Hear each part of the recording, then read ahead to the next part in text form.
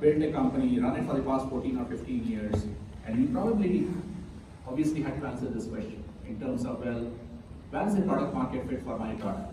So can you just elaborate a little bit on that? Sure. And I'll try And to we'll give you a mic. speak loudly. Can you guys hear me? Yes. Thank you. I think we're a little bit different in that we're a services organization. I know we talked about this a little bit before we started, but for us, we're constantly revalidating what we're selling or bringing to the market. And this, we just talked about Corona. That's a perfect example for us for how we have to revalidate what are we bringing as far as services to our clients. Are they receiving it the way we want them to receive it? Are we selling something that they want to buy?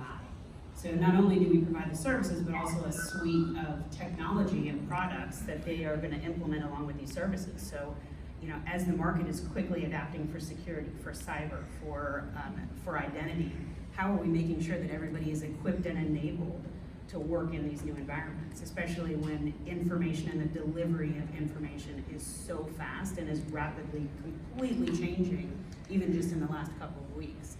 So are there any specific changes you have made in the past couple of weeks, or in the past when there has been a crisis like this? Absolutely. For us, so security wasn't sexy until a couple of years ago, and then they threw cyber in front of it, and now everybody wants to talk about it. So it's the same stuff we've been selling, but now it just has a new moniker. So it's very intriguing. But when it comes to resiliency, business continuity, nobody loves to talk about that. We know what we're doing, we're selling, it's working. Well, all of that changed a couple of weeks ago. So something that was mainly, a secondary topic for us, are you sure that revenue stream is protected? Are you sure not only are you protecting identities and how people are interacting with your organization, but what about now when your entire supply chain shifted? Your entire organization is remote.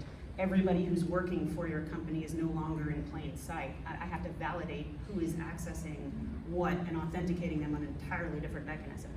So something that we were maybe bringing to market as a potential afterthought and went straight up to the top is I need to put that first and foremost in asking those questions back to our clients. So have you ever introduced any products or services in the market that did not have market fit, and how do you realize that? Yeah, security about 20 years ago. Before this. Yeah, we've definitely gone with partners and products that we started to invest in. We trained the team, and we really want to push these products. We thought it was a great idea, and it was a complete flop. And it might have been something that was too ahead of the curve. They weren't ready to adapt that type of technology. So it was a great idea. We saw the value in it. The market just wasn't ready to receive it. Just the same as we had one that we thought was really great in the identity space, but they had missed the curve entirely. It was just too late. So making sure that you're looking at that runway and what they want to buy and when they want to buy it is huge for success or failure. So, but I hate to say you win some, you lose some, but timing is everything. Thanks. So Sanjay, I'll go with ask you next. So tell me again, how do you look at product market fit as an investor? Because of course you have been a successful entrepreneur and all that, but you're also a prolific investor, I know that. So how do you think about it when you're looking at a prospective investment target, right? How are you thinking about product market fit? And also, while you're answering that, also if you can focus on certain tips that an entrepreneur should think about, right, as they are about to implement a solution and in terms of product market fit. Sure. I also wanted to add, I think when you were reading my bio, I am currently the CEO of a company called Mphasis Technologies, and we are in product engineering services space. Though we are in services, as you see, it has services and product both in it. But we work with startups to help them develop their products. And as I mentioned to you earlier, I think 6 of our clients currently are unicorns. 5 of those are in California. One of them became unicorn last week after they raised their funding for at $1 billion valuation. That Just in time. Yes, just in time. Actually, that's right. They did raise that money just in time. Yeah. But I think why I'm mentioning that is because I've seen failures, I've seen successes, and we've seen that. I think to me, every company goes through, as I say, 3 key stages. The first is the problem solution phase, where they have to realize, they have to make sure they can validate the problem that they're solving is worth solving. And the solution they have is differentiated enough that people are going to take notice. And then comes the product market fit phase, where they need to make sure that they are building a product that market is ready for. See, as you know, philosophically speaking, life is too short to build a product that nobody wants, right? I mean, we all have gone through those kind of phases in our own lives.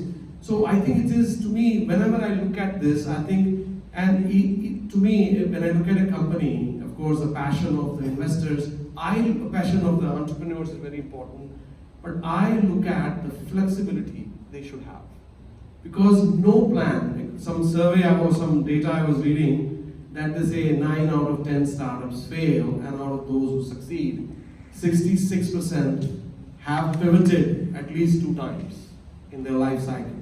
So to me, I look at how stubborn or how hard-headed these founders are, or they're not.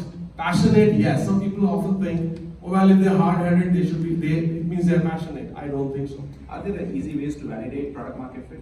I mean, obviously, other than getting in 10 customers, but are there any other ways that you'd recommend? See, I think that the way to getting validation from clients and then be able to pivot as and when market changes or market conditions change. Flexibility. Because product is something you control, market you don't control.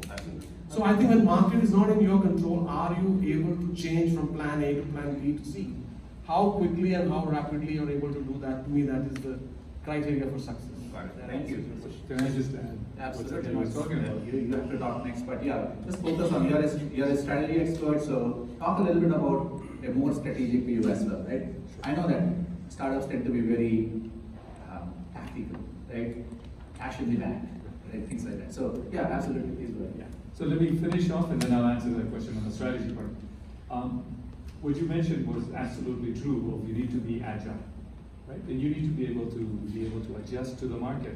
And one of the key things you look for is how closely is the CEO and the leadership team listening to their customer. Are they spending their time inside or are they with their customers? The more time they're with their customers, the more time they're with their employees, is where they're getting the market knowledge and where they can need to pivot to, versus spending time just in term developing product. So let's go to strategy. One of the key things on strategy we find very often when I look at companies is they don't know the market. Who are your competitors and who are your customers? But following that, what is your strategy? And more often, they just want to be the best. But being the best is not a strategy. Right? Being the best is not a strategy. They might as well become Avis and be number 2. Right? We try harder, we'll become number 2.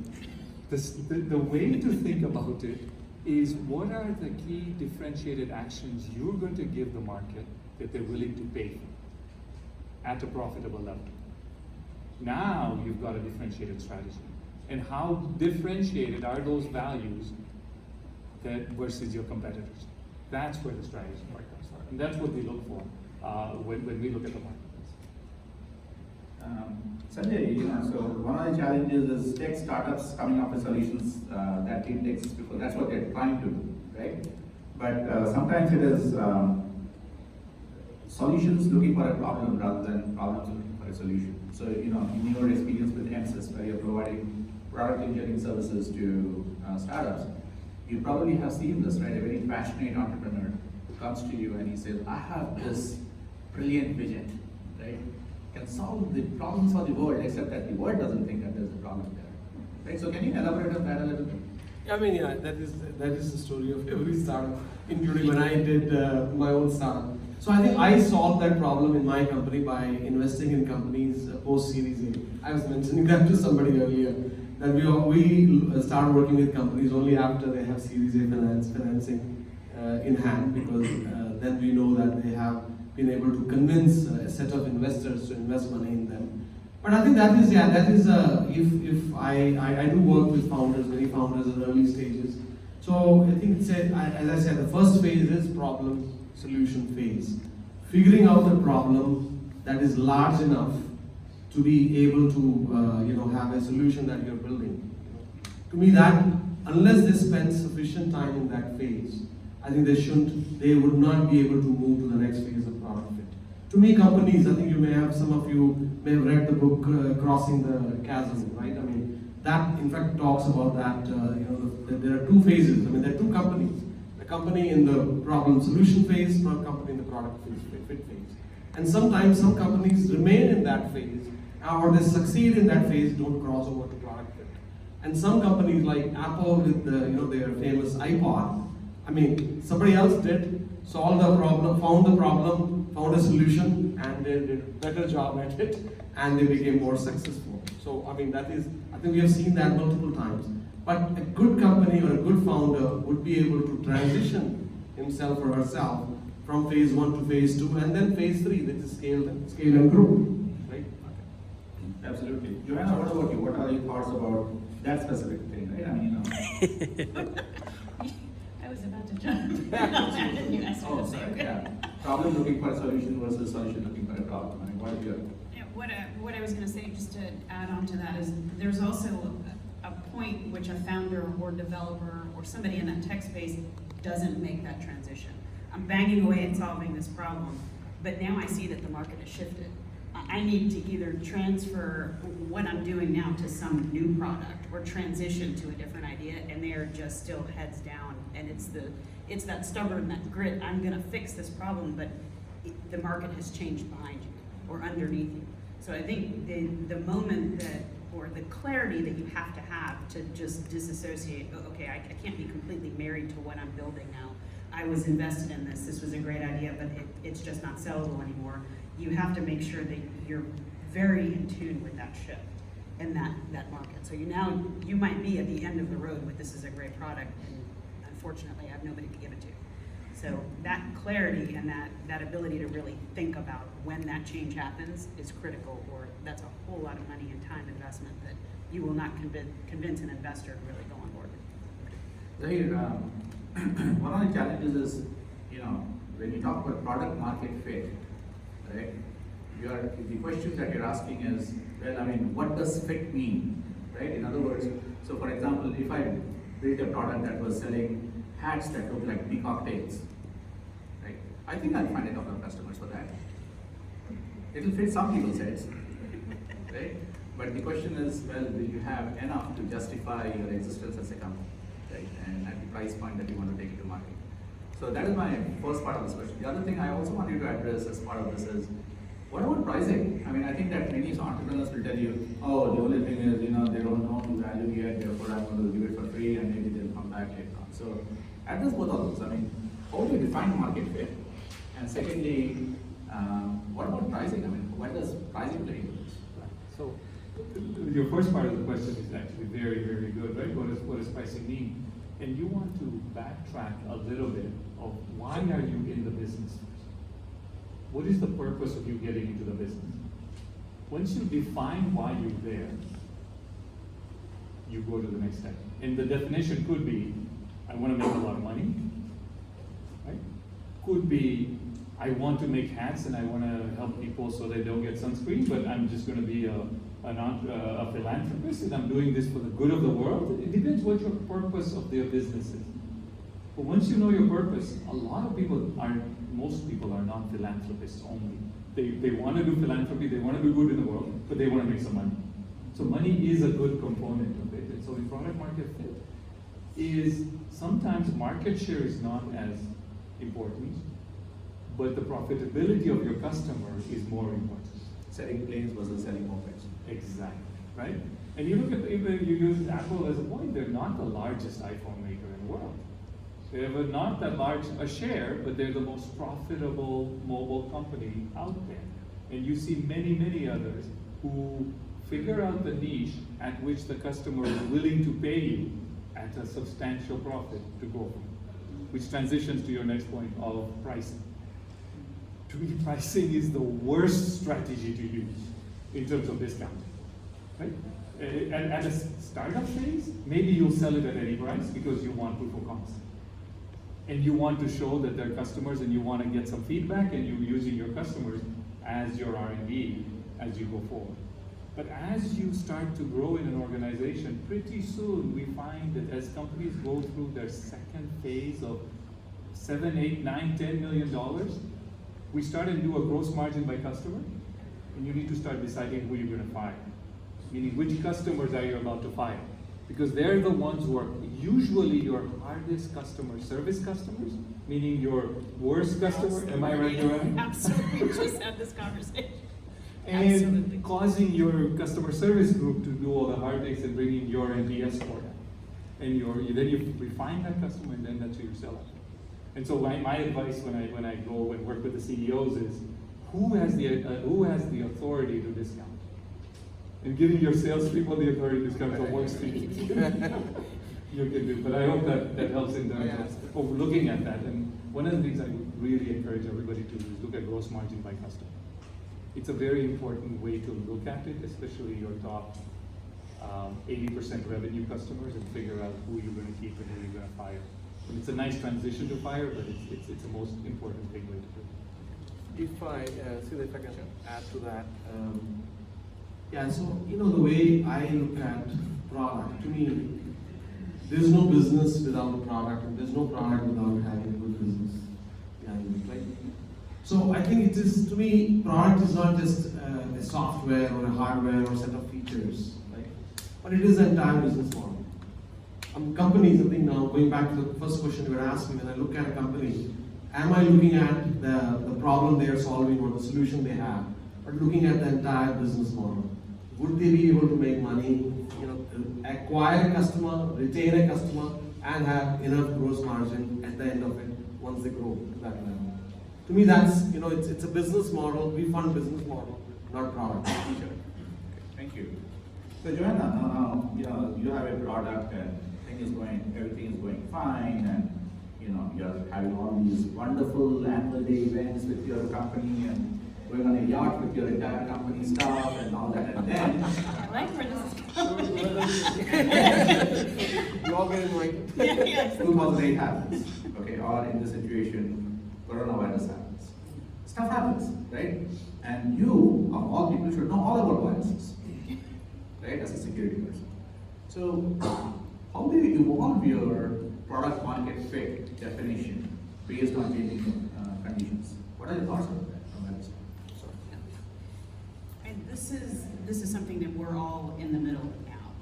And I think a lot of the conversation that we've had within the last week or even 2 weeks is, if you're just starting to think about it, you're really behind the ball. I mean, as a founder, as an entrepreneur, or working in the business, you really have to think very far out and have those conversations about what if. I mean, you're looking at 1 million contingencies for what if any of these events happen. And you need to make sure you're prepared with a plan for, I wouldn't say almost everything, but almost everything. I mean, does the market change? Is there an economic shift? Do all of my resources all of a sudden, I have nobody in my office? I mean, there really has to be a conscious effort to look at all of these different points in product development, sales, and your distribution and your supply chain, everything, to figure out if something happens, how do I respond to the market?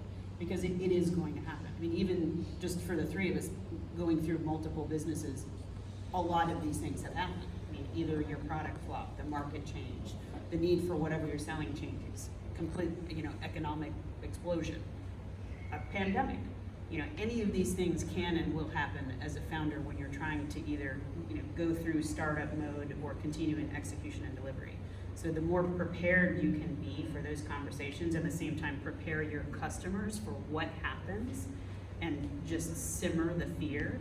I think a lot of that, when we look at, FUD, that once they get into that complete spin cycle, it's calming the rest of, everyone around you down, calming investors, calming employees, being that steady hand for customers. That's what keeps that whole ship at least continuing to sail. Right, but so in your situation, you are working, leading a company that develops security solutions, right? So security threats change, right? They evolve. The nature of those threats and the magnitude of those threats constantly change, evolve, etc. Right? So that's my question. So how do you, as a CEO of a company which is addressing a specific market need, be agile enough to address these kinds of things? So for example, ransomware, right? It was a completely different kind of threat, if you will. So any advice on that? Yeah, I mean, we're one of our core values is intellectual curiosity.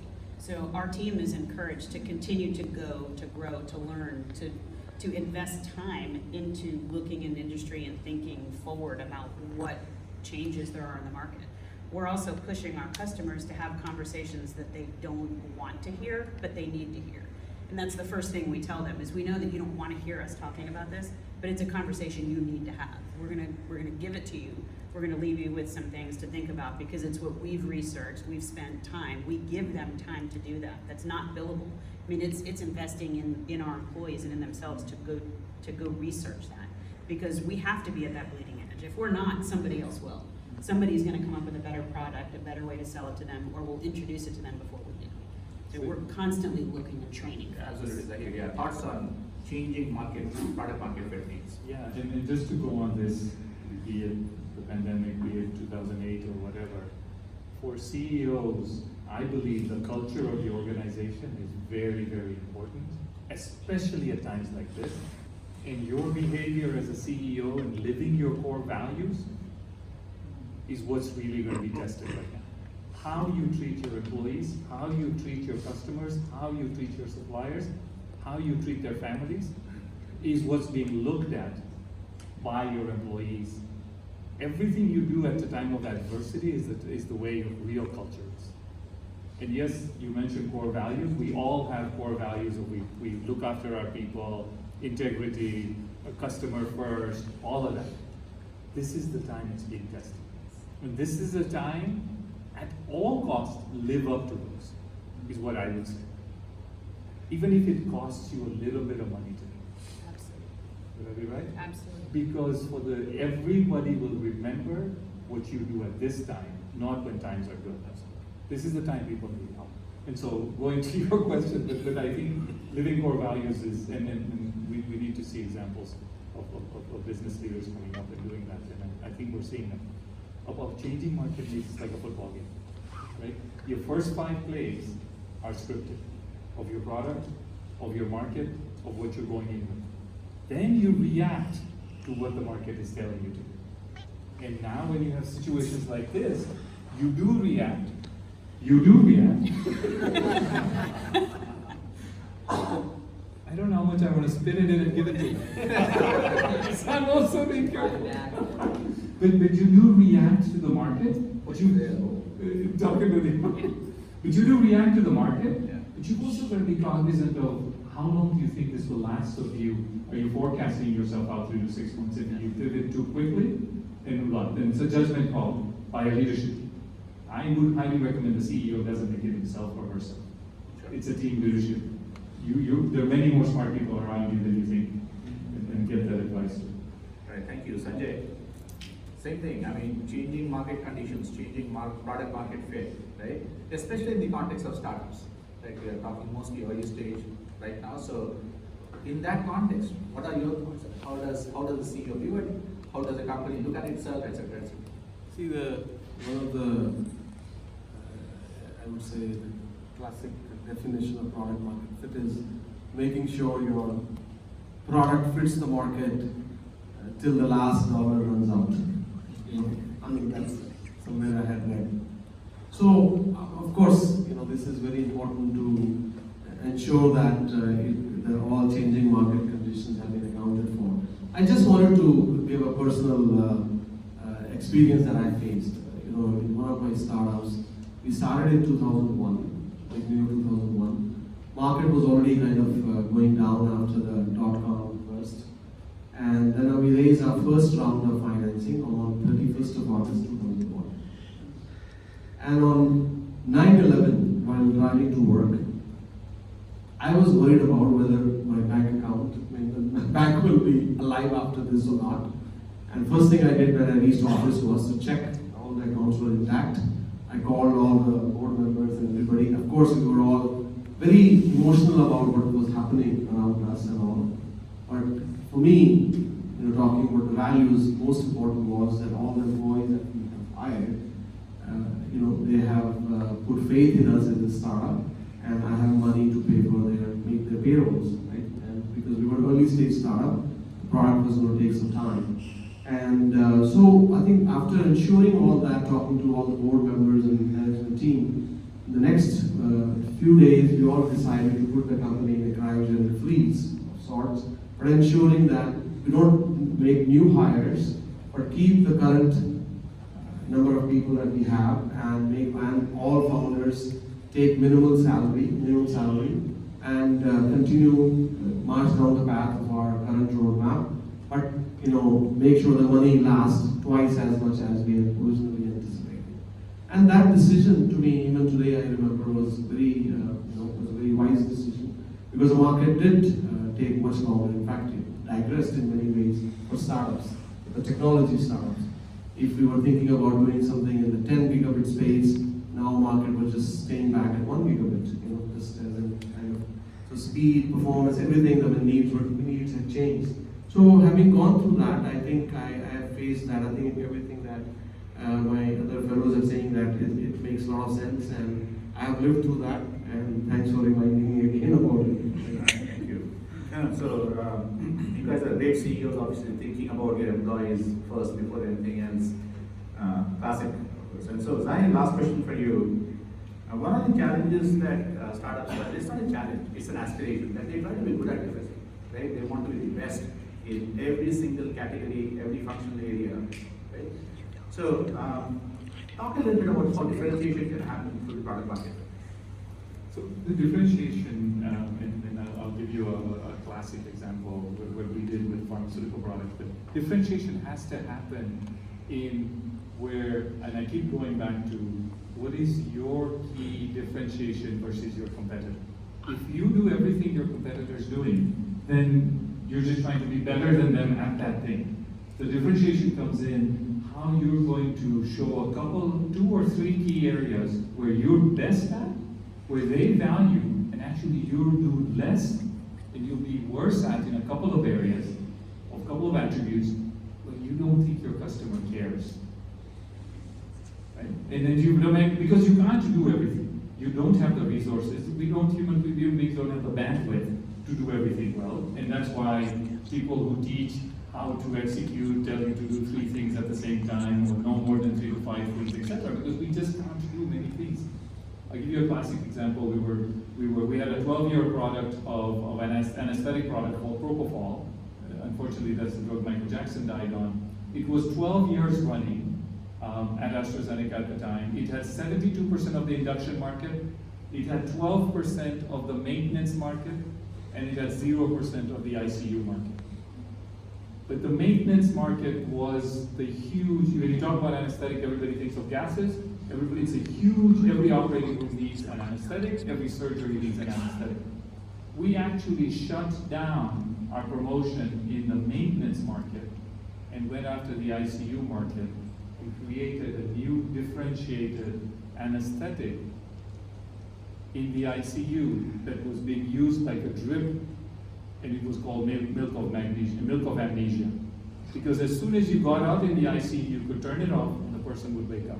You could dial it in and the person would go back down without the nausea and vomiting. But the market wasn't there. We created that market. We shut down the maintenance market, which was already there. But the barrier to entry was we had to retrain every anesthesiologist to not use a mask to gas and use a pump and then put in pumps in the hospitals. But it had amazing, you can't imagine the amount of feedback and pushback we got from our salespeople because they found that was natural. But the ICU market was easy or hard for them. But we changed it to that, and we grew from a 12% grip rate to a 25% growth rate the following year. Very hard to do, but it needs that type of thinking through. What is the differentiation? What you can do? Thank you. So we're ready for a few audience questions. So what we're going to do, I checked on Twitter, I don't think anyone had any questions, but we are going to go ahead and segue into round 2 of the evening, which is kind of sticking true to Thailand tradition, is we never ask our speakers to leave right away. We want them to engage with the audience. So you guys have already been assigned tables if you guys can head that way, but I'm going to have JB come up and explain that process so that